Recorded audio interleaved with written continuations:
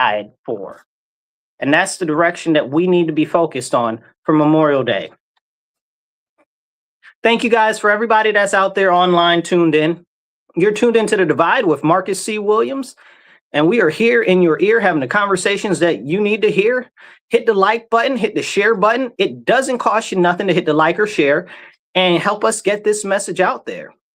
We are the #1 conservative talk show in upstate New York and the rest of New York. Let's make it the world. Okay. So hit like, share, subscribe, and definitely drop a little comment in the comment and be part of the conversation. And we'll try to pop your comment up on the screen and you can take part in being part of the different discourse and the different things that you'd like to talk about also. Now, let's jump into it. We're talking about how Memorial Day is one of the most important holidays, but often very much so overlooked in our nation. And it's true. And you have to start to ask yourself, why is it overlooked? Why is it such an important holiday and it's overlooked? Well, Memorial Day, most people just kind of think, well, it's a holiday for barbecuing and grilling and stuff like that. And a lot of people don't understand the difference between Memorial Day and Veterans Day. Veterans Day being for those that are still alive, Memorial Day being for those who passed, you know? And a lot of people don't really get or understand the difference between the two. I see some comments coming in there. I appreciate you. Drop some comments. Every comment helps a lot to make it get out there more, even if it's just an American flag or a smiley face or whatever. So what we've got right now is one of the strongest and best nations in the whole world. I love my country. There is nothing that anybody can tell me bad about America, right? But just because I love my country so much, it doesn't mean that I don't know or recognize a lot of sordid stuff that our country has done. But thankfully, we've had so many people that believe in our nation so much that they were willing to give the full measure in combat just to preserve our fabric of society. And today is the day in which we celebrate them. But you know, a lot of people right now inside our own country are trying to tear down our own country from the inside.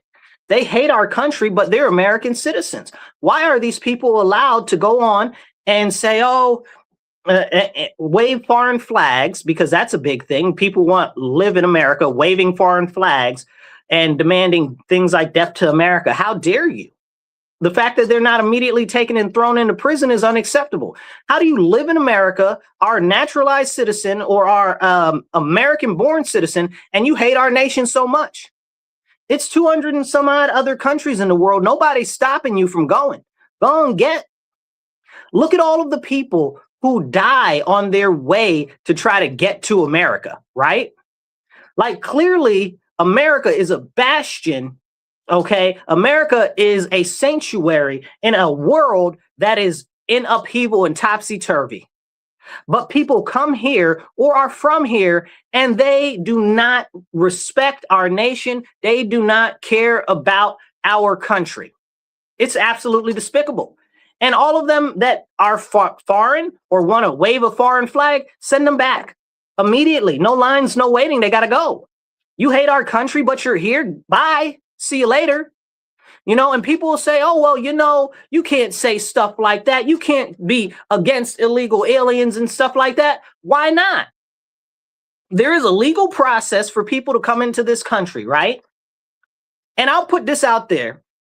If you violate the legal process to come in this country, or if you're here on an overstayed visa, if you follow me, you know, guys know I'm very big on kicking out everybody that's here on an overstayed visa because that shows you that they knew how to do it right and they just didn't care at all. So here's the deal. If you are here illegally, you got to go, you know, and look at how many people are here that are naturalized citizens now that have green cards or they're actual full citizens. I use air quotes there. And they're preaching against our nation, or they want to change our constitution or change our way of life or change our culture in our nation. And they want to make it like the country that they came from. How dare you? What an offense. Go back to your country. If your country was so great the way that it was, you'd still be there. Okay. But no, you want to come over here and change our stuff, our way of life to the way that you had it and you want it from your homeland. Well, go back to your homeland. You know, you know how many people have fought and died to protect our nation on the mainland? You know, we've had the very great fortunateness and the blessing of the Lord our Father and the Son Jesus Christ go along with us for so many years, 250 years we're about to be at. And it's been a grateful thing that we've had very few military engagements on American soil. We've been very lucky. And that's because of all of the people who went into the military to fight for our nation, to fight for our way of life. So everybody here that's out here disrespecting our nation, disrespecting our servicemen, and disrespecting our country, they need to be removed or they need to be put in prison. Okay. And I know people will say, well, Marcus, you can't just put people in prison for freedom of speech and stuff like that. Maybe not. And I would never expect anybody to, but I would 100% say that anybody that's here is a naturalized citizen or that came from a foreign country that's speaking against our culture, our way of life, or out here flying a foreign flag should immediately be denaturalized and sent back. No line, no waiting. Okay. Very much so, directly with immediance and expedience. Okay. Then we've got these other people over here that are American citizens, right? Natural born, out here flying flags of places like Palestine, right? And as we talk about places like Palestine, these pro-Palestine protesters, okay, what even is Palestine, right? Let's ask that. Do they know what Palestine is? They don't know what Palestine is. Do they know the history of the area there? They don't know the history of the area there. You know, they can't tell you about the Persian Empire. They can't tell you about the Ottoman Empire. They can't tell you about British Mandate Palestine. They can't tell you about anything. But they're out here waving flags of foreign nations and serving foreign assets because, you know, it makes them feel good and fuzzy on the inside. Anything that they can do to push people against our own government. Okay, bet. Drink water, stay hydrated, y'all. Okay, bet. Let's say that that's what you want to do, right? Let's say that that's what you believe. Okay. We got a whole bunch of people right now in our country that are serving foreign entities, right? That are serving foreign purposes, that are serving the elites that they so much so claim that they're supposed to be against, right? Who does it benefit to create division in our nation, talking about you hate our nation and you want to tear our nation down? Okay, bet. Let's say that they got what they wanted. Let's say that they were able to destroy America tomorrow, right? Who benefits? Cui bono, right? That's how they say it in legal term. Who benefits? Well, you have to ask yourself who benefits. It would only be our foreign adversaries and those who hate our country, our way of life, our culture, and our people. So why would you want that? Why would you want that? Why would you even express some concept of that? And that's coming from me, who I believe that the tea has been spoiled for too long and the whole teapot needs to be poured out. Okay? Ask me how I really feel. But these people out here are talking about, oh, well, we need to get rid of the American government or whatever the case is for foreign interests. You think that if we had a war, I'm using air quotes if you're on the radio with us, a war and a civil war in America or whatever the case is, that wouldn't be a cue for our enemies abroad to come in and interfere with our affairs? It's not like we don't have a history of us having internal conflict in our nation and then foreigners coming and getting involved in our stuff. More so now than ever, especially when we've got foreign groups like the Russians or like the Chinese, especially the Chinese, that have so much to gain by disrupting our way of life, our culture, everything to do with our nation. If America fell tomorrow, the group of people that would benefit the most would be China. Drink water, stay hydrated, y'all. Hit the like button, hit the share button. It doesn't cost you anything. Help us get this conversation out there. help us have the important conversations that need to be had. Now, as we're talking about these people that support these foreign interests, okay, and I'm all of the foreign interests, I don't care. If it's not the United States of America, I'm not for none of it, period, point blank. But I bring this up because we also have these illegal aliens here, right?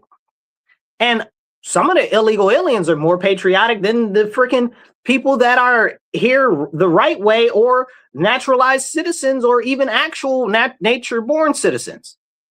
Maybe we should do a swap, right? Maybe we should do a swap. If you're foreign, you want to incorporate yourself into the United States, you want to assimilate and all of that stuff, we'll let one of you in, and we send one of our people over there to switch with you as far as nationality goes. You know, like, it's crazy. It's crazy. I love me some new Americans because a lot of them are more patriotic and love America more than a lot of these people that are from this country. And that is a very serious and severe issue. And it's very seldomly talked about or even addressed. Now, when we start talking about this, you guys know I'm very strong on deporting all the illegal aliens. Okay, all of them, every last one of them. I don't want none of them here. Okay, why? Because they're competing with us in an economy that continues to get more and more competitive and be shrunk as far as the labor force every single month. Okay, yes, there are jobs being created. Yes, more jobs are coming out and stuff like that. But how many people are there out there that are looking for jobs, or that are underemployed, or that just don't even know that those jobs are out there, or feel so spurned by the market that they stop looking for jobs? Think about this. If you go online right now, I know it won't take you very long to find an article or people on the internet, on social media, doing videos about, oh, they've got their bachelor's degree or their master's degree, and they can't find a job. They put in 300-400 applications. They can't find a job. They've been searching for a job for 6 months, a year, you know, master degree level people working at Starbucks and stuff like that. Like, what are we doing, right? And we want to let low-skilled, not assimilated people into our country to compete in a workforce that is already very challenging and fastly being updated by AI and by different things like mechanization, right? Like, that's where we are right now. And with the what do you call them? The central budget, the Congressional Budget Office, talking about by 2030, 2035, rough time frame, we're looking at losing about 30% of the jobs in the job market because of automation and AI. And I believe that that's a low number. I think the number is probably more like 50%. So we're preparing for a massive shift in our economy, and people don't even realize what's going on. And when you try to point stuff like that out, people are like, no, we need the illegal aliens. Let them stay. No people are illegal. Nobody's illegal on foreign land. Get out. Get out. If you really feel like that, y'all, and I can't stand me no land back people. Now, I'm American Indian, okay? So I can't stand me no land back people. If you really care about land back, give the land back. Get out your house, go give it to indigenous people. You know what I'm saying? And I use the term loosely when I talk about indigenous people, because we know, especially where my people come from, there's a lot of these $5 Indians. People look whiter than the driven snow, look more European than the Queen of England. Not the current one, Victoria. You know what I'm saying? So, or Queen Elizabeth either. You know, so this is a serious problem. This is a serious, serious problem. Hit that like button, hit the share button. It don't cost you nothing. We got a fundraiser coming up for the station on May 31st. Definitely. Where did they put the paper? Somebody moved the paper out of the way. I don't know where the paper is for it. Anyway, I'd tell you more about it, but I don't see the paper for it. Sorry about that. Anyway, so if you want to help the show, right on the sides over there, you can help support the show online or down there, depending on whether you're vertical or horizontal. And if you want to support the station, please do. You can do it by going on RochesterFreeRadio.com or going on Patreon and Rochester Free Radio. Now, here's the deal with what we've got going on. with this massive shift that's coming in the economy. When you say, oh, we want to send illegal aliens back and stuff like that, people will call you all types of names except a child of God, right? Now, when they say these types of things, they just say that because it either makes them feel morally superior, feel morally virtuous, okay, or it's because they're being paid or they've been conditioned that that's what's righteous. But they don't see all the other countries that are out there clamoring to kick out all of these illegal aliens that are in their country, right? And what's one group that people always talk about all the time, right? Oh, the Africans, right? Now, mind you, Africa is a whole continent, and I've never heard anybody say, oh, the South Americans, which is kind of crazy to me.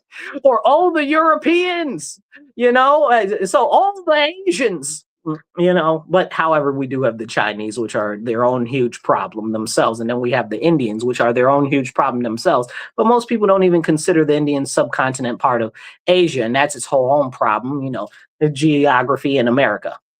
But all of these Africans, right? They talk about the Africans right now. The big hot topic is the Somalians, right? Okay, so let me be very clear. Not only is Africa like 54 different countries, Africa also has an illegal immigration problem. Right now in South Africa and a couple of other countries down there, they're pitching a fit, tearing stuff up, having massive riots about illegal aliens in their countries. These are African nations. And they're like, we don't want any more illegal aliens in our country. South Africa is one of the biggest, they're having some of the biggest riots right now, which it's not covered on the news, right? Because why would they talk about illegal aliens in South Africa and South Africa trying to kick the illegal aliens out? Why would they talk about that? They don't want to talk about that because, oh, no, Africans can't be against illegal immigration. Bogus. And it's not the only country that's like that, that's having those type of issues. If you move over to South America, there are other countries like that are having those type of problems. Bolivia, Uruguay, Paraguay, a couple of other ones down there as well. And as a matter of fact, Bolivia's got its whole own thing going on right now. They're not doing too well. I don't know what's up with that. Hopefully they can manage through that. But take a second, hit the like button, hit the share button. It don't cost you nothing. Hit subscribe or follow, depending on what platform you are, and share this out there. Drop a comment and be part of the conversation. Try to see if we can pop any of these comments up. Oh, all of these are on Kick. So the Kick comments don't always pop up, but if y'all keep dropping them, I'll figure out how to get those up there. Oh, we got some Twitch comments. The Twitch comments don't allow me to pop those up either. Anyway, keep commenting. I'll figure out how to get those up there. But if you're on YouTube or Facebook, whatever, comment on there for sure. Now, as we talk about South Africa and how they're raving against all these illegal aliens, these are people that are African. Talking about they don't want illegal aliens from other African countries. How come we can't talk about that? They call them xenophobic. They call them all types of hateful names and stuff like that because they're South African and they don't want all these foreigners coming into their country. They don't want these illegal other people from other African countries coming into their country. But we don't talk about that. We don't see that on the news. I encourage you to go look it up. Listen, don't believe me because I'm saying it. Believe me because I'm telling you, I'm going out my way to tell you, go look it up. For real. And people won't talk about that. Well, why won't they talk about the illegal aliens in the different African countries that they're trying to stop? Because it would change the narrative. And they don't want that. They only want you to think one way. Then here in America, they'll try to shove the illegal aliens down your throat like they do to us being Black Americans all the time. Talking about, oh, well, there you have a similar issue to all of these foreigners and all these illegal. No, we don't. No, we don't. Not one illegal alien or none foreigners ever came to the aid of Black Americans or the plight of Black Americans. None of them care about us because, again, we're American. And they don't care about Americans. They care about themselves. And I get it, right? They want to come here. They want a better life for themselves. They want a better life for their people. And that's who they care about. Themselves, not the American people.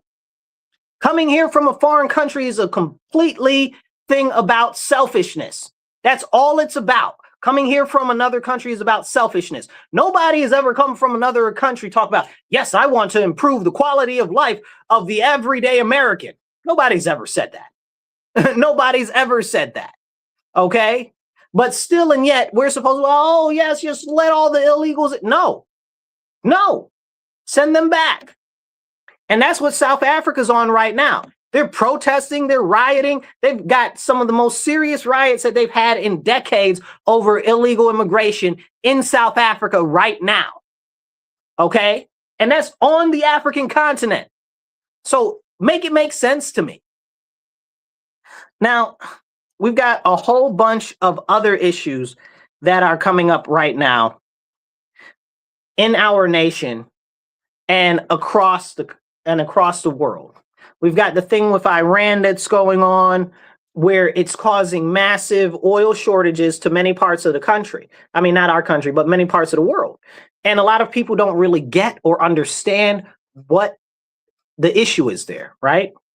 So to keep it real short and contrite, the issue is we don't get a lot of oil from there. So while we see some high gas prices and stuff like that, we're not being hit as hard as many other countries. Like I mentioned Bolivia earlier. Oh man, Bolivia is getting slaughtered, which is interesting because Bolivia is right next to Venezuela. So you really have to ask yourself, is that intentional or what's the situation there? Well, again, you got to play your part and play your role if you're in the Western Hemisphere, and they wanted to align themselves with China. Matter of fact, I think they're on their new president again, or no, that's Peru. There's just so much upheaval going on in South America right now. It's hard to keep track. Drink water, stay hydrated, drop a comment.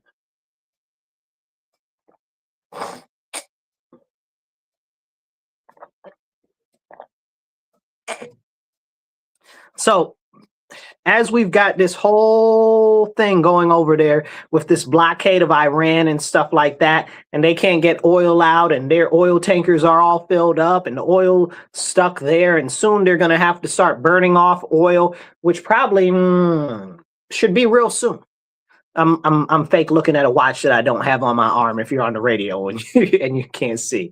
But it's serious what's going on over there, because if they have to start burning off oil, it's really hard to restart oil production after that. So that is a very serious turning point.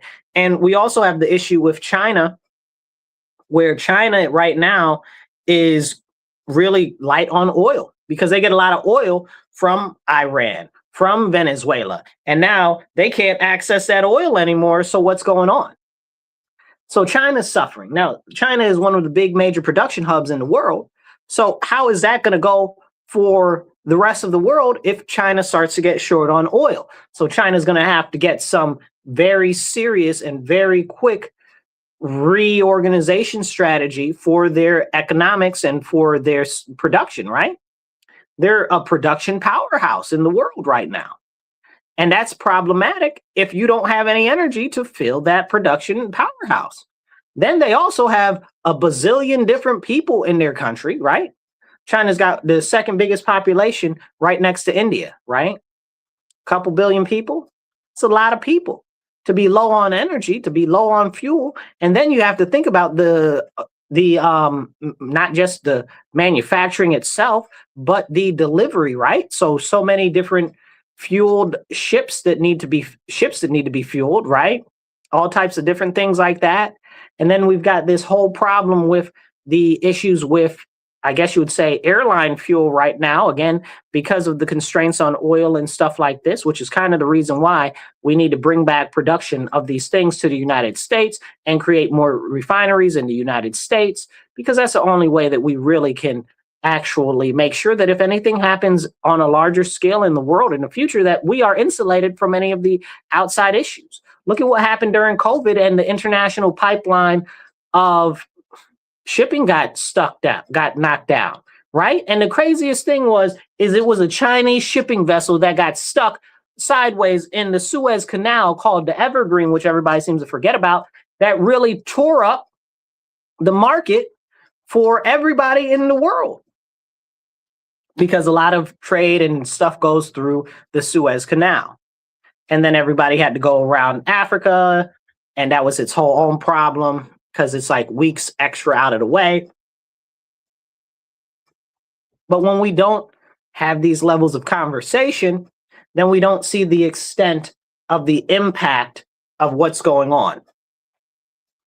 Now, this is a bit of an issue because there's other things going on, right? Like we've got the whole issue with what's happening here. Let's I want to talk about something on the federal level, but let's take a second. I want to talk about my town real quick, okay? So just today, this morning in the city of Rochester, New York, where I live, I love my city, but it's wild and crazy out here. And today we found out that there was a guy who was allegedly, and I'm not able to completely confirm this because I've heard different conflicting reports, but there was a guy who either was a driving instructor or was not a driving instructor and was masquerading as this one girl's driving instructor. And apparently he had a history of working with the school district as well. And he pulled up to this girl and said, yeah, he's her driving instructor, and then ended up raping her, right? And there's a whole bunch of craziness to that. And if you look at him, he's got quite a few different priors. And apparently he was out on bail. Again, I cannot completely verify all of this information at this time because it's still forthcoming. But he raped a girl masquerading as her driving instructor, and that's crazy. That's terrible. But this is what's going on here. And I don't know where this dude is from, okay, originally, but he doesn't look American to me. So this is a whole nother problem against preferential treatment of people that aren't actually American. Somebody's going to take issue with what I just said, but I don't honestly give a daggone. The fact of the matter is that we have a criminal justice system, which is just that, a justice system for criminals in New York, but not for anybody that is a victim of crime. In New York, we have laws like bail reform and raise the age that have made it so that criminals do not need to fear anything happening to them or any type of issues actually falling upon them for their criminal acts. So like what it says in the Bible, if you're not going to punish a criminal act, it's Ecclesiastes 8:11, and I'm paraphrasing, but if you don't expeditiously punish a crime, then it's fully set in the heart of man to do evil. So this is where we are right now in New York State and so many other blue states where they've got things like bail reform that just lets anybody out on cashless bail. And apparently that guy that raped the girl has got $5,000 bail. That doesn't make any sense to me. That doesn't make any sense to me. We'll see what else comes out if it ends up getting redone and denied or whatever the case is, because there's public outcry right now about that. Like, how do you rape somebody and then get out of jail? Oh, wait, bail reform. Yeah. It's crazy. It's crazy. This is what we're dealing with in blue states and Democrat-run states, and people don't want to acknowledge it. They'll be like, oh, well, what about the Republicans? The Republicans didn't sign those bills. The Republicans didn't sign those bills, and that's the problem with this teamification that's in our nation right now. They try to say, oh, well, if you're a Republican or you think this way, then you're no good. Later for that. Is what's being said truth? And we've gotten so far into this teamification of our society that people don't even care about truth anymore. I was talking to a lady earlier, she was like, oh, you just want to lock up criminals. Yes, I just want to lock up criminals. What the heck is wrong with you? Of course I want to lock up criminals. Duh. Who's stupid? Okay, must be you, because if you allow criminals to run amok, whose neighborhoods do you think that they're impacting the most? The underserved communities, okay? The communities that have the majority of the crime are usually working class or neighborhoods that are in poverty. So you want all these criminals out running about, running amok? Whose neighborhoods are they impacting the most? Those who can least afford it. And over the weekend, there was this report of this old lady getting beat up at the bus stop. There was another old man that was robbed at knife point. Okay. And this is what's going on here because there are no consequences. But Democrats don't want to talk about that. Why won't the Democrats talk about the consequences of no consequences? Last week we had the beach. It was nice out. We had the Lilac Festival. It was nice out. A whole bunch of people decided that they wanted to act a raw riot, show their behind, and act like they ain't had no home training, and they was acting a fool, making our whole city look bad. And then, of course, we got on national news for and made to look bad because, you know, that's what people see. And then the mayor gets out there and trots out there and is like, oh, yeah, you know, we're not going to tolerate this. Aren't you, though? Because you've allowed the policies that the city council has put in place to make it so that anybody under, this is what it is, anybody that looks like they're under 25, they cannot physically engage with. Okay, they can't pepper spray them. They can't handcuff them. They can't physically engage with them in any other way. Okay, no, not tase them, nothing. Nothing. That's policy from city council. Okay, and the mayor's talking about, oh, well, you know, it's just some people. Lock them up, put their behinds in jail. You know, well, you know, it's because, you know, they're not behaving. Well, then why aren't they in jail? Why aren't they? They're calling a whole bad scene. That's clearly illegal what they're doing, the criminal acts of what they're doing, and they're not going to jail. Oh, wait, that's because of other laws from the state level, the raise the age laws, which essentially make it that anybody that's under 18 has basically blanket immunity to commit any crimes or any type of actions that they feel like, whether they're lawful or not. But we can't talk about that. The mayor won't say anything about that. The city council won't say anything about that. We only got one city council person that'll ever talk about any of that. You know, like, what is going on here?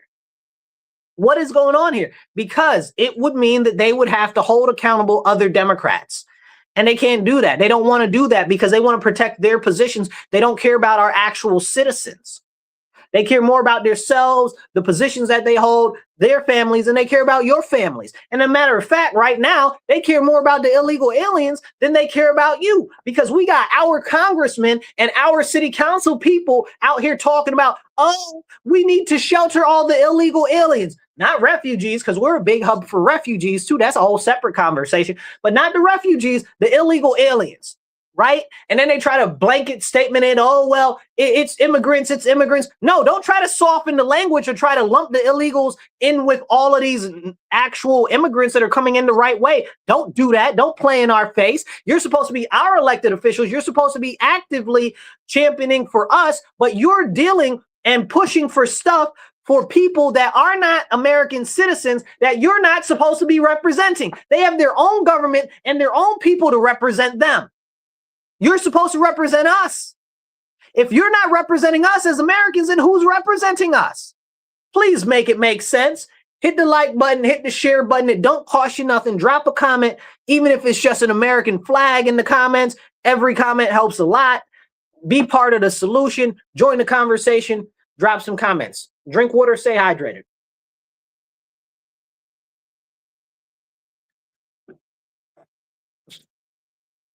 Thank you guys for tuning in. This is The Divide with Marcus C. Williams. We are here in your ear, having the conversations that you need to hear. We are on WRFZ 106.3, Rochester Free Radio. Let's get back into it. There's so much other stuff going on in our city right now. I could go on for days just about Rochester itself. And actually, honestly, I don't even know where to start. I don't know where to start because there's just so much. I'd like to talk about how the news keeps changing stuff around, and when stuff doesn't serve the Democrats' purposes, they try to change the narrative. Remember a week or so ago now, I want to say it's a week, maybe a week and a half now, where they had those 3 Muslim teenagers go and shoot up all of Austin. They were running everybody and the police on a whole circle for 18 hours, and they shot up like 2 fire departments and all types of stuff like that. Can we talk about that? Oh, no, we can't talk about that because they found out that they were Muslims and you can't talk about that. Okay, so now that's out of the news. Or the issue with the trans people, the 2 trans people that shot up the people in San Diego because they were treating them badly. It was a mosque, right? So they immediately jumped to conclusions. They said, oh, it's the Christians. Oh, it's the Republicans shooting up the mosque. But no, it was two trans people that were a couple that shot those people at that mosque. It was like 2-3 people because they had been treating them badly. Oh, don't catch it and say that the Muslims have been treating trans people bad. You can't talk about that because Muslims must love trans people, right? The devil is a lie. Okay, so but we can't talk about that because that's too much like right. So that's out of the news too. Gone is the news. That was on the 18th that happened, and it's really frustrating to see how all of these cultivated narratives and things are pushed in the news and stuff like that. Now back to the Texas one. Because they were all essentially under 18, so they can't really name anybody or anything. But one of the guys' names, I can barely pronounce his name. It was like Nagada Diagani. Okay, clearly that's not an American name. You know what I'm saying? But again, these are these Muslims shooting up these American cities, so you can't say anything about that. And let me be very clear. Foreign Muslims, right? Not American Muslims, not the Nation of Islam, these foreign Muslims, okay? And that is a problem. And most of these Muslims that are these foreigners that are coming over here creating these problems are Saracens, right? But now you got all of these other Muslims that are like, oh, well, they're Muslims too, so we should stick up for them because they're Muslims, and if they're doing bad, we should stick up for them. You sound retarded, okay? If you're Muslim and they're acting bad, you need to stand up and say, no, don't do that. You understand what I'm saying? But none of the Muslims are coming out standing up against this nonsense that's happening in our country. None of them are coming out and standing up against the Islamification that's happening in our country because they see it as something that benefits them, okay, and their religion. But a lot of these people are Islamists, not regular people that are Muslims. You understand? And it's crazy to me because all of these foreign countries over there, Kuwait, the UAE, Saudi Arabia, okay, all of them warn us about taking in all of these foreign Muslims, and they say, oh, well, you know what's going to happen? Terrorism. Do we listen as a country? Absolutely not. So the Muslims that are foreigners that are telling us not to let in the Muslims that are foreigners. Make it make sense. But do we listen? No. I think the Muslims that are foreigners that are from the sand countries telling us not to let in the Muslims that are foreigners from sand countries know a little bit about the Muslims that are foreigners from sand countries because they're the same type of people. They've had to be dealing with them for generations. I'm pretty sure they know what they're talking about when they're telling us, don't let them in. It's going to cause problems. Look at what happened in Lebanon when they let the Palestinians, and look at what happened in Jordan when they let the Palestinians in. They all tried to topple their governments. That's why Lebanon's jacked up right now. Lebanon used to be a Christian country, okay? Until they let in them Palestinians, and then it was a whole problem. Okay? Can we have these important, real, true conversations? No. No. And I put this out there because specifically, if you think about it and you look at it, we haven't had these issues with the Asian Muslims, right? Like I was talking to somebody else the other day and I was explaining to them, like, it's really just these Saracens from these sand desert countries that are the big problem. Okay. And some of the African Muslims too, because you know that a lot of them are in league with these ridiculous Boko Haram and the rest of them crazy groups over there. That's the type of Islam that they got over there. Okay. So when we look at it for what it is, and this is very important, we don't have that issue with the Asian Muslims. Why don't we have that? I was talking to somebody the other day. They said, I didn't even know that we had Muslims here from Asia. I said, see, and that's the point. That's exactly the point. Because they don't cause those type of problems. You understand? The Nation of Islam don't cause those type of problems in America. Those are American Muslims, right? They don't cause those type of problems here. So we got good Muslims here and these crazy foreign Muslims here, okay? And nobody in the groups of Muslims that see what's going on are standing up against these Muslims. Make it make sense. I see some crazy Christians acting crazy. I'm up against them first thing in the morning, okay, early. I be at them anyway. Like I don't like a lot of this heresy that I see going on in the Christian church, and I'm on it all the time. And it's not just me; it's a lot of other ones. And I'm very glad to see a lot of the people in the Catholic Church standing up against this fake heretic pope that we got right now going on. But see, that just shows that people are willing to stand up, that are Christians. But where are the Muslims standing up against the bad Muslims? Nowhere to be found. Drink water, stay hydrated. Hit that like button and hit the share button. Help get the message out there. Now, we had a very large chemical spill happen in California the other day, and it barely got any coverage in the news. I think they evacuated like 40,000 people. It might have even been up to 70,000 people. I believe it was up to 70,000 people were affected, but 40,000 people were pushed to evacuate. And that's kind of crazy. That's really, really, really, really, really, really crazy. That's a lot of people. Oh, I just got a notification that there's a whole nother industrial fire that's going on in California right now. I don't have time to look into that, but that is crazy. It's a lot of industrial things are catching on fire, and chemical spills and all types of crazy stuff seems to be happening lately, right? But we don't talk about that because, let's push it away. It's very interesting when we think about what's happening in our nation now from a worldwide standpoint, that a lot of what's been pushed with all of this, letting all these foreigners in and stuff like that, it comes from the United Nations. It comes from these elite that are actively acting against the best interests of the American people to promote globalism. You ask yourself, why are they pushing all of this socialism? Why are they pushing all this communism, all of this crazy neo-Marxist? Why is that being pushed? Why? Because it focuses on centralized government that is multinational and the erasing of all borders. So it's something that we really need to have a true conversation about.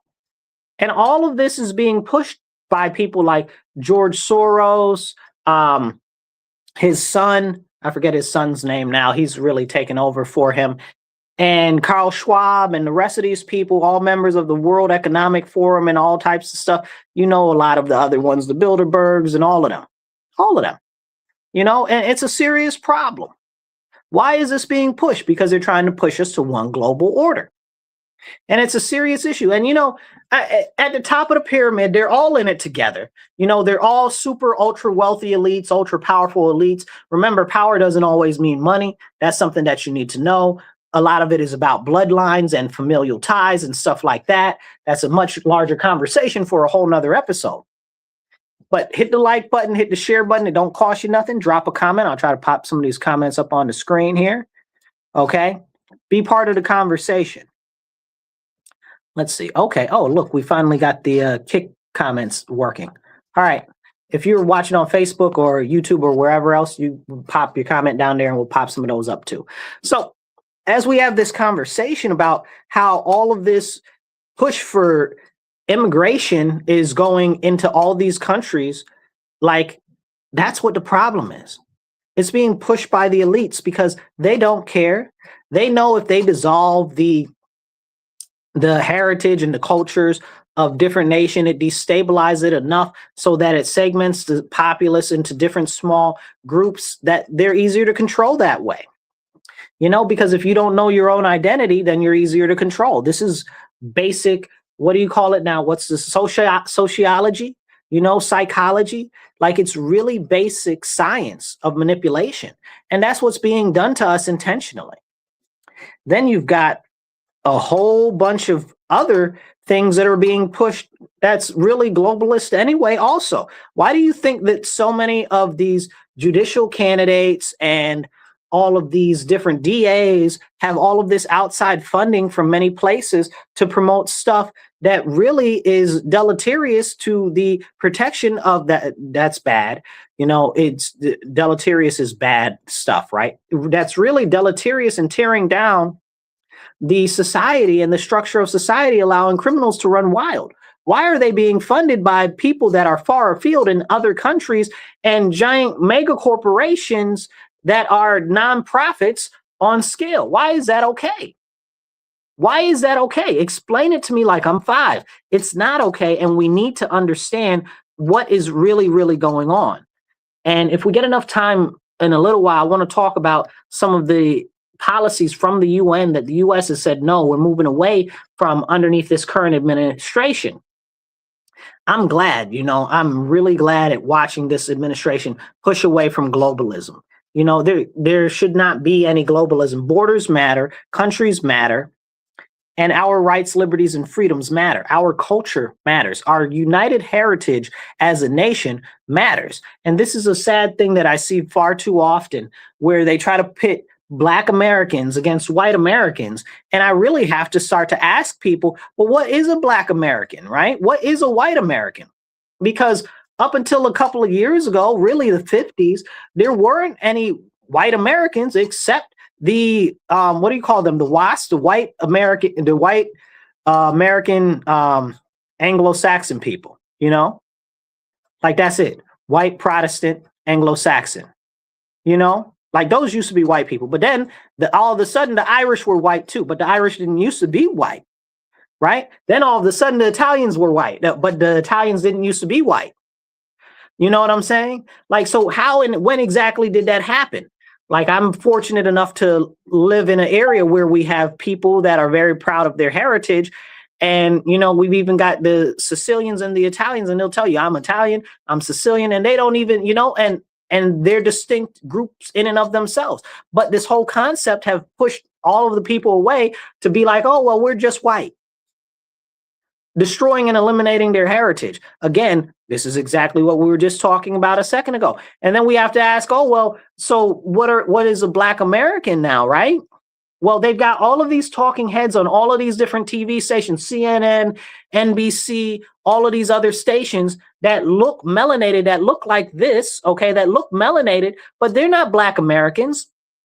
And then they're supposed to be representing us on TV. And, the old adage is true.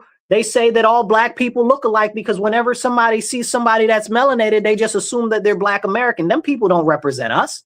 Them people are out here pushing things for illegal aliens and all types of other crazy stuff, alphabetism, killing our babies and all types of other nonsense that don't got nothing to do with Black Americans.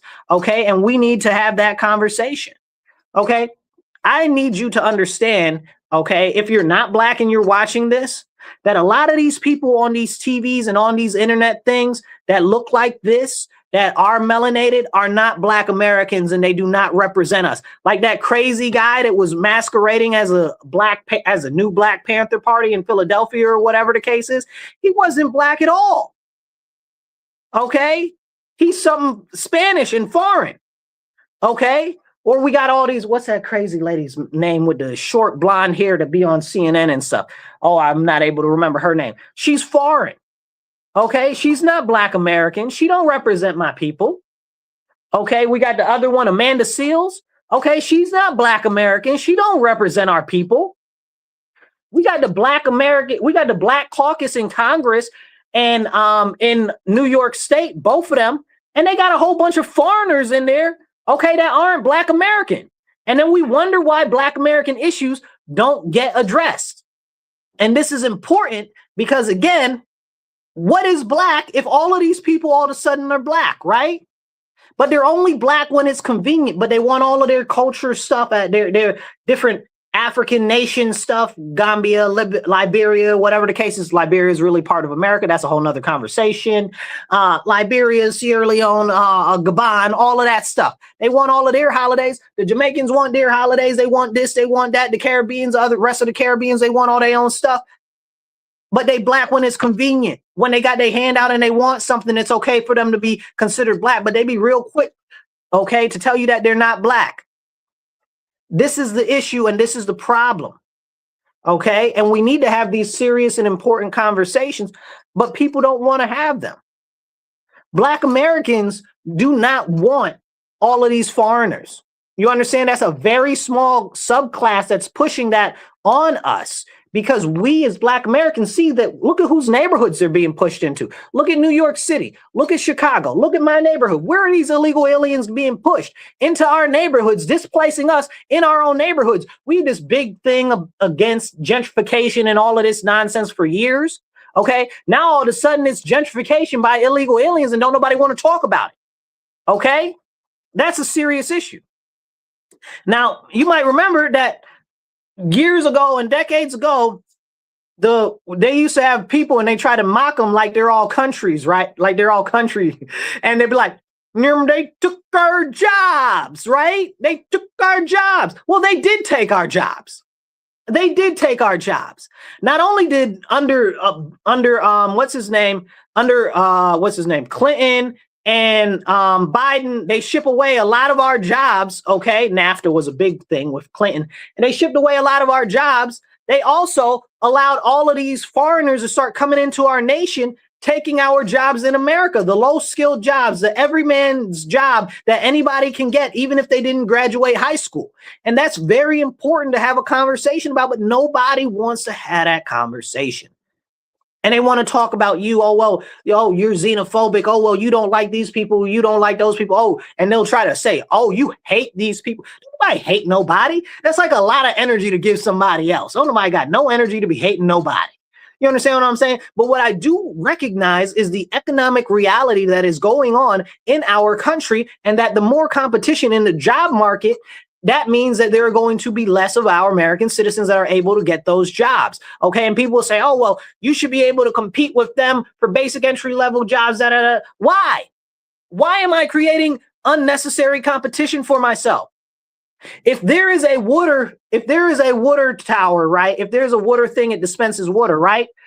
Why should I have to fight through 15 other people that ain't got no business being where the water is, okay, to get some water for myself?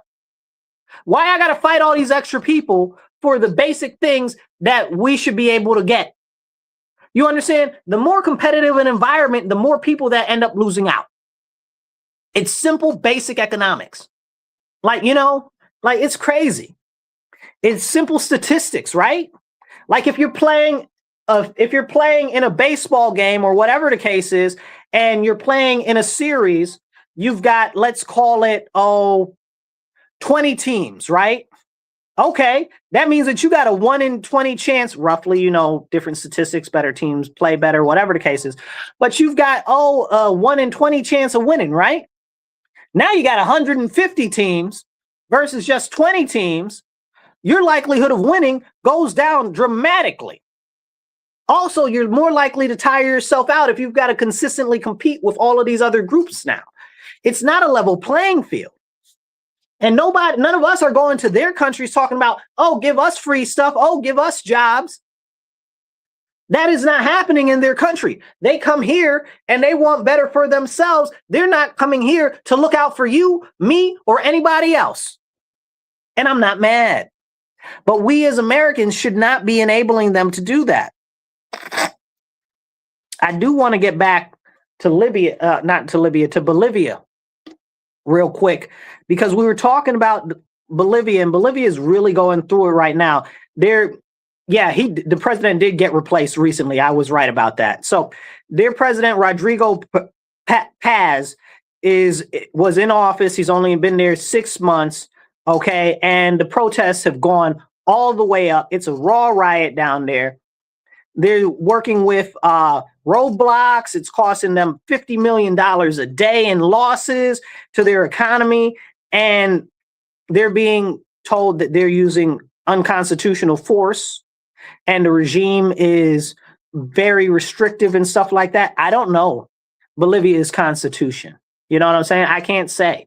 But if you look at places like, El Salvador, where they just completely got rid of their constitution, and now they have a complete dictator down there who apparently is doing a really good job. You know what I'm saying? An altruistic dictator, that's the whole concept, that there aren't any altruistic dictators, but apparently he's an altruistic dictator. I don't know that I buy that, because I'm all about America and the American Constitution. Let them people down there do their own thing. Okay. But in Bolivia, it's a whole bunch of craziness going down there. And the government itself is what we would in America consider like a center rightish government, but the leftists are attacking it, trying to tear it down. And all of this is being funded by the Chinese because the Chinese have been all up in Bolivia and Peru. If you go look up what happened in Peru, Peru has been through like three presidents in the last 12 months. It's crazy because they were all in bed with China. And that's another serious conversation of why the president and the current administration right now is working to change what's going on in the Southern Hemisphere because it's part of our nation, our nation's backyard right here. And China's all involved up and down there. So who's funding these pushes against the government in Bolivia? It's the leftists. It's a destabilization tactic that's being pushed by China. And we need to understand that. I'm also interested in seeing what happens in Panama because apparently, allegedly, and I don't have enough information on this yet, but allegedly we're militarizing Panama. I don't believe it. But if it's to kick the rest of the Chinese out there, absolutely do it. I don't know why Panama wasn't part of the United States to begin with. That's a whole nother conversation. We let our vassal state go and we should have never done that. Also, while we're talking about pieces of real estate and countries and peoples, they should be part of the United States. Cuba, I hope you're coming home soon. Cuba used to be part of the United States if you aren't familiar with that. Also, the Philippines, we need to apologize to the Philippines and incorporate them back in the U.S. and let them be a state if they want to, or just be a territory where they can do what they want. Because Philippines also used to be part of America. We kind of did them dirty when we had them. So that's on us. Okay, so we need them back. Come back home, baby. But that also leads us into what's going on in that area of the ocean over there. Like all of the Pacific is the U.S.'s backyard. Like we've got a ton of different islands out there. Hawaii is the midway point for the American empire, right? Like for the people don't realize that. We've got other territories out there that are right over there. What's it? CNA. We've got Guam. We've got a bunch of other little territories that nobody really knows about over there. You got to go look them up. That's how small they are. But it's important for us to know that whatever China's doing in the area over there in the Pacific, in these little island chains and stuff like that, impacts and affects us. So more so stuff that's happening in Bolivia with these leftists trying to overthrow the government there. You know, China's funding that with what, like how the Chinese took over the Panama Canal because Biden decided to, who was it? Was it Biden? It was I think it was Biden. It might have been Biden. I'm pretty sure. I'm like 96% sure it was Biden. It might have been Obama. I can't remember. I'm messing up my timetable right now. It might have been Obama that gave Panama back the Panama Canal. I think it was Obama now that I'm thinking about it. Trying to get my years straight. But it doesn't matter. The Democrats gave them back the Panama Canal, which we built, which we had tens of thousands of people die building. You know what I'm saying? Stupid stuff. I'm going to look up who gave that back right now because it's bothering me. Who gave the Panama Canal back to Panama? 1999. Okay. Yeah. All right. Officially, this started was it under Carter that it started? Okay, yeah, it started under Carter. Dang, Carter. I'm sorry, y'all. I got issues with Carter. Carter's done a lot of stuff. It always seems like his name or Lyndon B. Johnson's name pop up somehow when we have any long-term issue in politics nowadays. I don't know how it happens, you know, but it just seems like they've done so much damage that we can't even really measure it, you know, and that's where we are right now. And here's my issue. What we're seeing right now is a complete reawakening in our nation. And people call it the Monroe Doctrine or the new Dunroe Doctrine under Trump. And it's good for us. It's good for us as a nation. And I think that what people don't understand is that we're a nation. We have interests. And what's good for our nation is good for us as a people. Like, I mean, no offense, I don't care what's going on in Botswana, right? If we're going to do something over there, is it going to help us as American citizens? If not, I don't want no part in it. So what's going on in the South and Central America right now is good for America.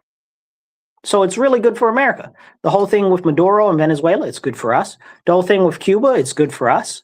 Okay, because China and Russia have a multitude of spy bases and listening bases right there on Cuba. Good, shut it down. The next domino that needs to fall is Jamaica. Ask a Jamaican how the Chinese have taken over Jamaica. Ask a Jamaican about that. They got their own toll roads and everything. It's crazy how China has taken over Jamaica. Which, interesting fun fact that you probably don't know about is that under the Obama administration, Obama tried to buy Jamaica, which is crazy to me because I never knew that. If I had knew that, I would have been like, yeah, do that, Obama. I didn't like Obama very much, but if I would have known that he was trying to do that, I'd have been the biggest champion of that.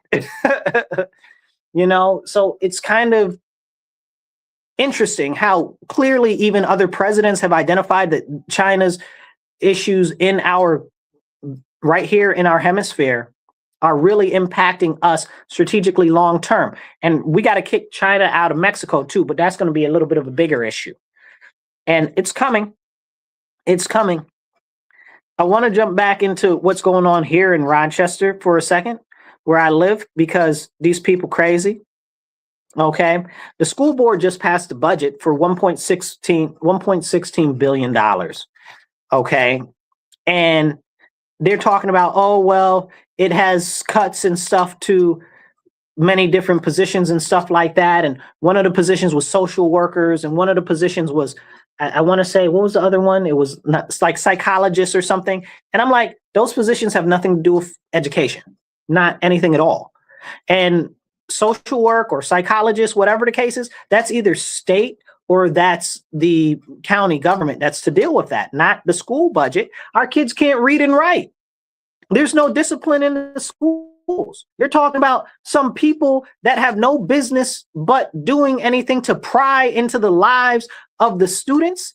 I don't need that to be paid from our educational money when the kids can't read and can't write and can't do basic math. If you're going to tell me that the third graders can't write, can't read, and can't do math, I need that money that's for these other people that really should not be in the schools to begin with. Okay. But if were to be done, should be done by the state or the or by the county, I need that money to be allocated to reading, writing, and arithmetic. You're going to tell me that the third graders can't read, can't write, can't do math. Then you got the high schoolers, the people that are graduating are functionally illiterate. And again, we're a deep blue city in a deep blue state. The Democrats run it. They've run the school district completely for 54 years. No Republican on the on any of those seats for the school board. So what's going on? In the last, I don't know, what are we? Let's say since if we go back 20, 30 years, we've had about as many people that are the head of the schools, right? We've gone through about 15 of them. That's like, they don't even have like a term of 2 years for the superintendent. It's disgusting. It makes you want to spit. And it's a serious problem. Why? Because of the way that the policies and the legislation and the allocations are going in our area. Who's it being done by? Well, this is all under the laws and legislation and budgetary priorities of the Democrats, right? And people say, oh, don't talk bad about the Democrats. What about the Republicans? I wish there was one Republican that's in charge of any of that or has any responsibility to do with any of that, but there isn't. There isn't. So all we can do is put the people that are in those offices and that have been in those offices for 54 years and hold them accountable. You want to make it like, oh, well, it's a teamified issue. Maybe it is a teamified issue. Maybe the Democrats for 54 years have completely failed our city continuously over and over and over again. And maybe the Democrats, if you're a registered Democrat and you live here, you need to hold your own party accountable. How about that? Because the nameplate in the office might change, but the party still owns that office. 54 years. The Democrats have run all of the school board seats, all of the city council seats, every mayor position, and all of the city court judges. The crime is out of control. The kids got no education. There ain't no real type of jobs, okay? And there's no real good economic outlook if you're from the city and you're middle class or you're from poverty. There's nothing here for you. Nothing. And then they got the nerve to build up all of these high-cost housing developments downtown, talking about, oh, look at what we're doing. Then they talking about, oh, we're building affordable housing. It's going to cost $450,000 for a one-bedroom unit. What? Who's retarded? Who's stupid? Who's putting these monies and plans together? Oh, wait, it's the Democrat Party, not the Republicans.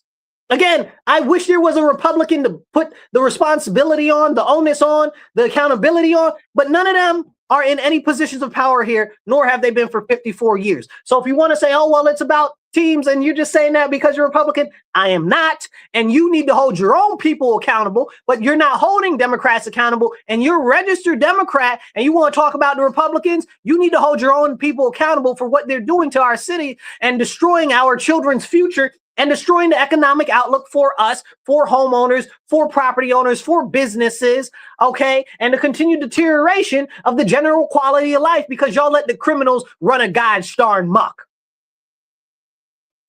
It's ridiculous. It's ridiculous.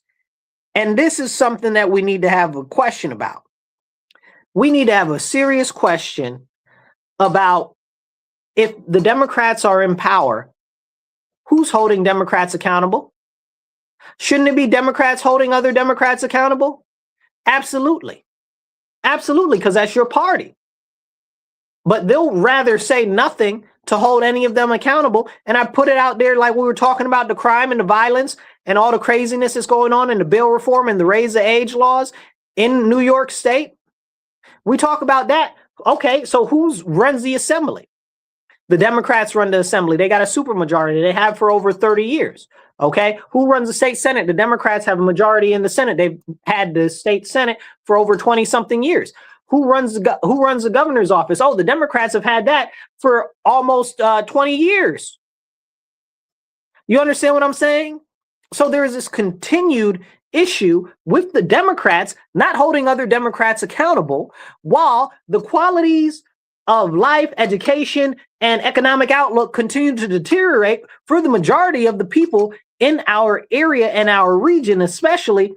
But also, since our area is highly registered Democrat, you have to start asking yourself, well, if all of the people here are Democrats and the Democrats that are in office are destroying the quality of life of the Democrats, why aren't those other Democrats that are average citizens holding them accountable?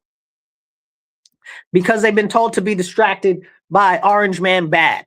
Because it's the president's fault that the schools are broken. It's the president's fault that the crime is going on. It's the president's fault that they're curbing food stamps for illegal aliens. You know, somebody had a gosh darn nerve. I wanted to slap the taste out their mouth and back to the front of it. Okay, talking about, oh, well, they're cutting 4,000 people off of food stamps. Now, mind you, food stamps is a Republican program. The Republicans started food stamps. Somebody talk about that for a moment, okay? The Republican Party started food stamps. Yeah. SNAP, that's a Republican thing.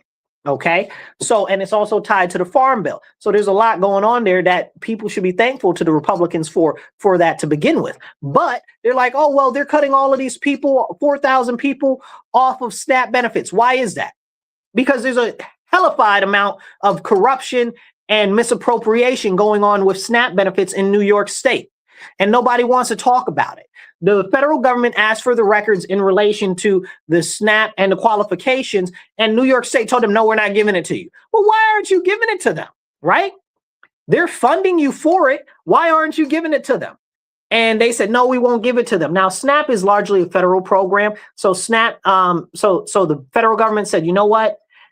You've got over, I believe the threshold is something like 10 or 15% or whatever the case is of the threshold of fraud or misapplied applications of SNAP. And then the federal government will limit the amount that you get. So our rate was like 20% misapplied SNAP payments going to people that either shouldn't get it or just don't even exist. 20%. But can we talk about that? And the federal government was like, okay, we see that you got issues with that. Let us see the records so we can see what's going on. They said, no, you can't see the records. Federal government's like, what do you mean we can't see the records? We're the ones who give you the money.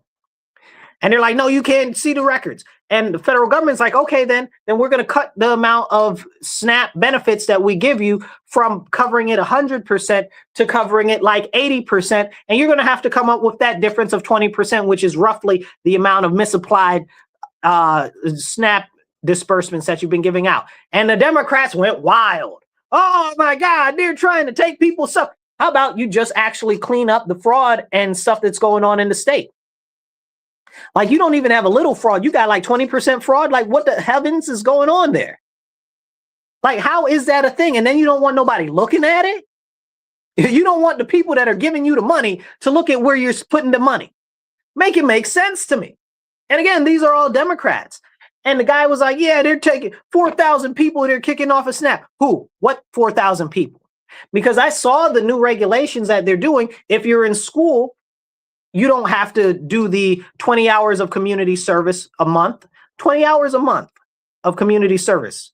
Or is it 20 hours a week now? 20 hours a week of community service. You don't have to do that if you're in school. Okay. And then it's only community service. So you can work at your church, you can do whatever else. And then there are all of these carve outs for people that if you have a disability, if you can't do this, if you got this, if you got that. And we already know everybody in New York State got some sort of mental disorder or they on medication for this or for that. So they're going to already qualify not to have to do it anyway. So what even is going on? You understand what I'm saying? So you're perpetrating the fraud, trying to talk about something that's not even realistic. Okay. Oh, the 4,000 people that are getting kicked off. Oh, wait, most of those people are illegal aliens. Oh, no, that's not true. Well, Chuck Schumer and Kathy Hochul, the governor, and our senator got up on the TV in separate press conferences, and both of them said the Republicans are trying to cut off illegal aliens off of SNAP. Okay, but they said immigrants, but they didn't mean immigrants, lawful immigrants or refugees. They meant illegal aliens. Okay, so we need to clean up that falsified language, right? So, but you were telling me this whole time for the last couple of years that illegal aliens, okay, weren't getting social services. They weren't getting SNAP benefits. They weren't getting this. They weren't getting that. Now you're on TV saying, oh, the Republicans are cutting that for illegal aliens. Make it make sense. Make it make sense. Hit that like button, hit the share button. It don't cost you nothing. Okay, drop a little comment that helps the algorithm. Be part of the conversation, okay? And hit the subscribe button or the follow button, depending on where you're at, what platform you're watching us on. Now, as we tie everything in here together, what we've got is a continued attack on our urban centers, right? A lot of our urban centers are run by Democrats. And all we see is a continued deterioration. Baltimore, Chicago. Baltimore is getting a little bit better, but there's also been a lot of gentrification in Baltimore. I wonder why. I wonder who's been in control of that city for like 50 years. I think they're 48. We're more than them, but I think they're like 48 years there. But double check that number. But for decades, look at Chicago, right?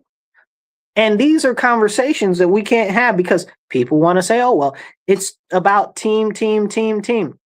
Man, miss me with that. Miss me with that. It's very, very concerning that we see the continued deterioration of what's going on in our nation, in our urban centers, and nobody's speaking up about it. Why is that? Can we ask that question? Why are the Democrats not holding other Democrats accountable?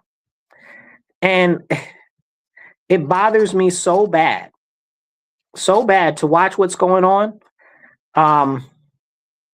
You have to ask yourself, is a bigger plan? Is there a bigger plan? And yes, you guys, it is a bigger plan. And I'd encourage you to go look up 15-minute cities, to go look up the, what is it called? The Cities for Action. Okay, go look those two things up. 15-minute cities and Cities for Action. If you're not familiar, okay, there's also the New American Council you can go look up. All of these crazy things are all part of the bigger plan from the UN to create more control over us. It's also their whole push at the UN to get rid of anything that has to do with firearms. That's why they've been pushing all of the firearms companies out of business in our country, especially in blue states like New York State and even Colorado, right? Colorado used to be deep red. A lot of manufacturing for firearms and ammunition and stuff there. Everybody's leaving. New York State, same situation. And it's a serious problem. And it's a threat to our rights and our liberties, because we know once they get to a point where they get a lot of the firearms gone, they're going to come for us. Look at Canada. They wanted everybody to willfully give up their firearms in Canada. And the Canadians were like, no, we're not doing that. We're not turning them in, or whatever the case is. Now they're talking about they're going to go house to house and take people's firearms. Are you serious? What type of authoritarian, totalitarian stuff is going on up there? And if it's happening in Canada, it'll happen here. That's everything, all roadmaps that happen in Canada happen in New York State or California not too long from that time.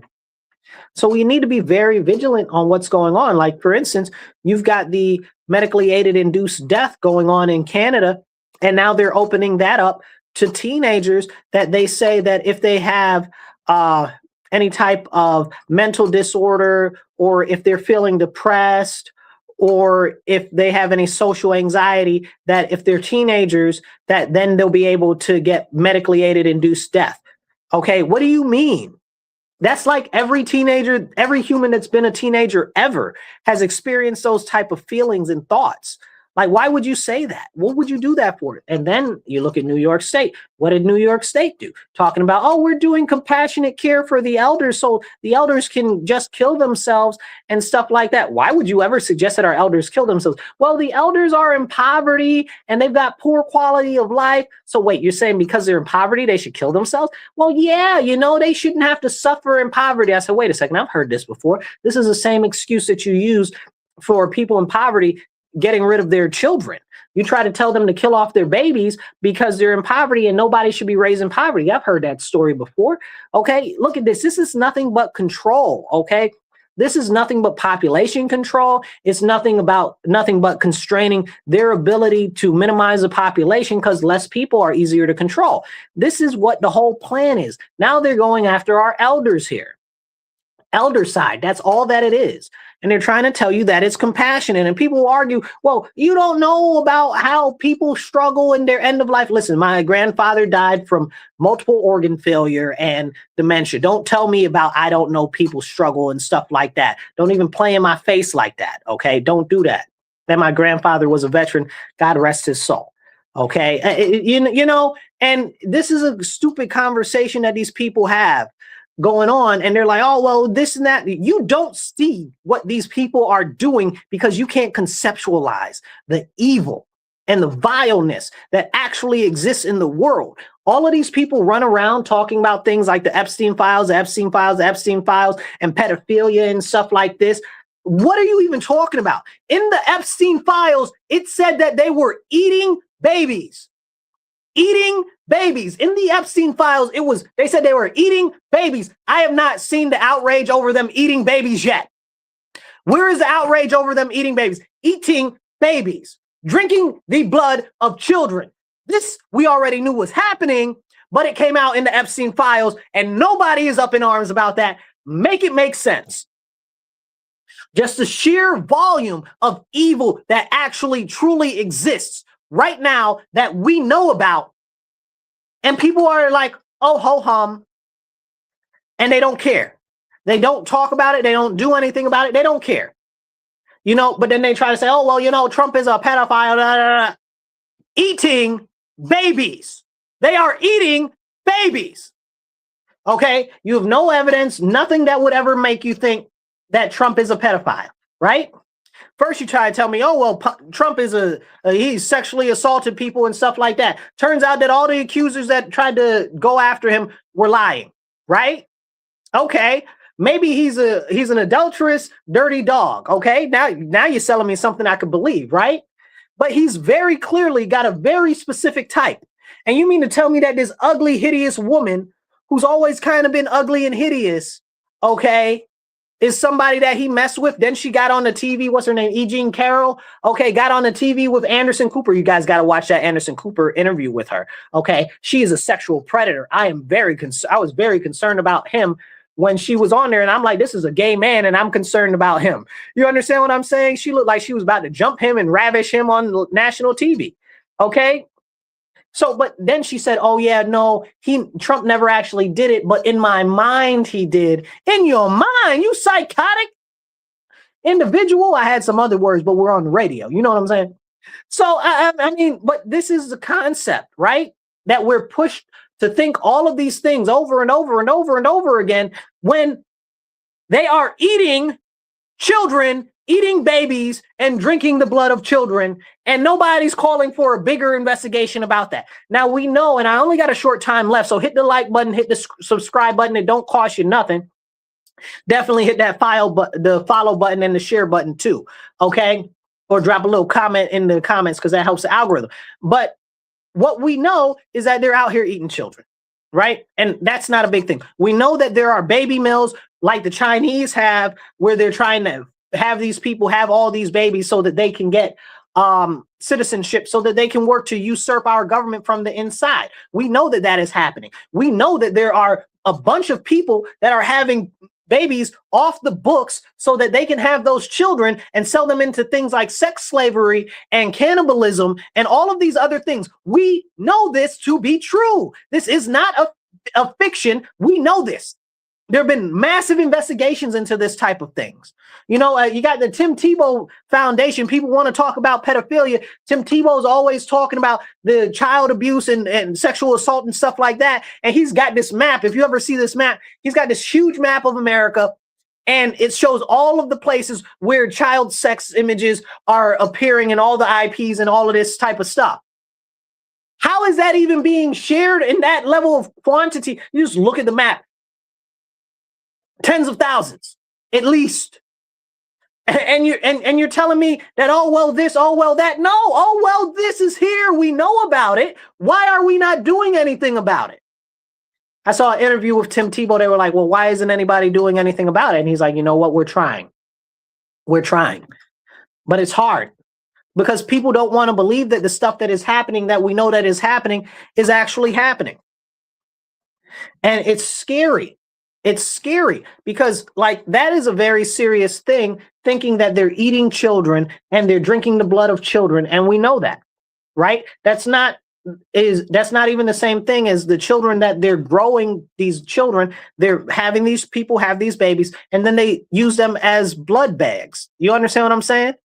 They keep them in these anesthetized states so that they can just use them for their blood. That is another thing that is a big thing. And when people start to realize that one of the largest exports in our nation, that is also often in the top 5 exports from the US, is blood, then maybe we can have a real conversation. But does anybody want to have that conversation? Why is one of our largest exports in the US human blood? Where is that human blood coming from? How can you have that much blood being just going out to the world? And especially when you hear the Red Cross, we're short on blood. How? How are you short on blood if that's one of the most major exports that we have in our country? Who's this blood going to? Where's the blood coming from? What's going on? You understand what I'm saying? But it's until we ask these real questions that it's just going to be out there, you know, stuff that we know that is going on. But stuff that we don't talk about, that nobody does anything about because we're not actually talking about the things that matter, like these people eating babies and drinking their blood. I want the investigation into that. I want all of the names for that. Because, I mean, I'm not saying that people should get a club upside the head, but if there was ever anybody to get a club upside the head, I mean, eating babies, you know, to me, that means that that's a capital punishment is well needed there. Okay. So in closing, and I think that this is very important, hit the like button, hit the share button. It don't cost you nothing, and drop a comment. Okay. Help the algorithm and hit follow and subscribe. But I think that this is very important because we too often get distracted by the presidential level. And we forget that the local level is where we can make the difference. They try to tell us that all of the issues are because Orange Man bad or because of the Republicans or whatever the case is, when the fact of the matter is the people that impact you the most are the ones on the local level of government. in your municipality, in your county, and on your state level. Those are the people that need the accountability. They always tell you to take your eye off of them and look at the president. Understand that every time that they're doing that, that is a grand distraction and it is intentional. And they're telling you to do that because they don't want any accountability, because they don't want you to actually vote them out of office, because they don't want you to actually vote another way. Because what do they say? If you knew better, you would do better. And that's why they keep you distracted with things that you can't change, that you can't do nothing about, that don't really affect or impact you. That's the trick and the flim flam. Thank you guys for tuning in. Hit the share, hit the subscribe, get this out there, drop some comments. We'll be back next Monday, 2:30 to 4 p.m. This is The Divide with Marcus C. Williams. Thank you for tuning in. And if you're not on our YouTube channel, it's the Marcus C. Williams YouTube channel. The Marcus C. Williams YouTube channel. Subscribe there, and we'll catch you guys later. Remember, stand up, speak up, and don't shut up. Take action. Be blessed and be well.